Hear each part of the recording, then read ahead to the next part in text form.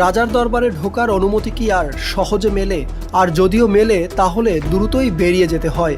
যদিও এখানে যাদের রাজত্ব তারা কেউ মুকুট পরে না, কিন্তু মাথার ঝাঁকড়া কেশর, ধারালো নখ আর চাহনিতে ভয়ঙ্কর দাপট। তবে এ রাজা লোহার খাঁচায় বন্দী।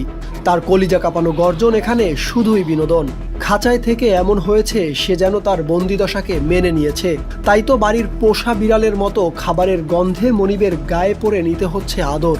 হাতের ইশারায় সার্কাসের বানরের মতো ঢুকতে হচ্ছে বড় খাঁচা থেকে ছোট খাঁচায়। বড় খাঁচায় তাকে খাবার দেওয়ার জন্যই এই প্রস্তুতি। আর সেই সুযোগে আমরা ঢুকে পড়েছিলাম বাঘের খাঁচাতে। এখানে খাবার দেওয়া এক অভিনব অভিযান। যারা ঢোকে তাদের হাতে থাকে বিশাল মাংসের টুকরা কিংবা বরফে রাখা তাজা মাছ। আবার খাঁচার ওপাশ থেকে যারা তাকিয়ে আছে তারা কিন্তু নিছক দর্শক নয়, ওরা সুযোগের অপেক্ষায় থাকা প্রকৃত শিকারী। মিরপুর চিড়িয়াখানায় আজকে ব্যস্ত সময় বিশাল আয়োজন। এক পাশে সদ্য জবাই করা গরুর বিশাল টুকরো, অন্যদিকে পানির টবে নড়ছে মাছ। ট্রাক ভর্তি ফল আর সবজি নেমে যাচ্ছে হাতিদের থালায়। খাবারের এই উৎসবকে ঘিরে প্রাণীদের যত আয়োজন, তাতে জীবন বাজি রেখে ঢুকতে হয় বাঘের খাঁচায়। দেশের সর্ববৃহৎ জাতীয় এ চিড়িয়াখানায় রয়েছে প্রায় 136 প্রজাতির অন্তত 3000-এর বেশি প্রাণী। আর এই বিশাল খাবারের আয়োজন সেসব প্রাণীদের ঘিরেই। এদের মধ্যে রয়েছে তৃণভোজী ও মাংসাশী প্রাণী।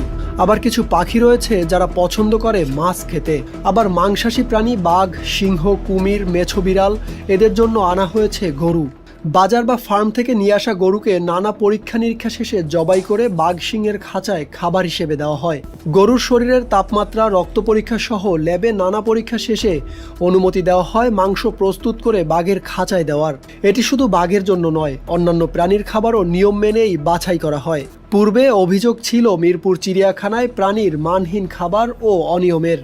তবে বর্তমানে সব ঠিকঠাক চললেও নানা সংকট ও ব্যবস্থাপনা সমস্যায় চিড়িয়াখানা। পুরনো অবকাঠামোর সীমানা প্রাচীর ও লোকবল সংকট বর্তমানে ভোগান্তির কারণ হয়ে দাঁড়িয়েছে বলে জানান পরিচালক।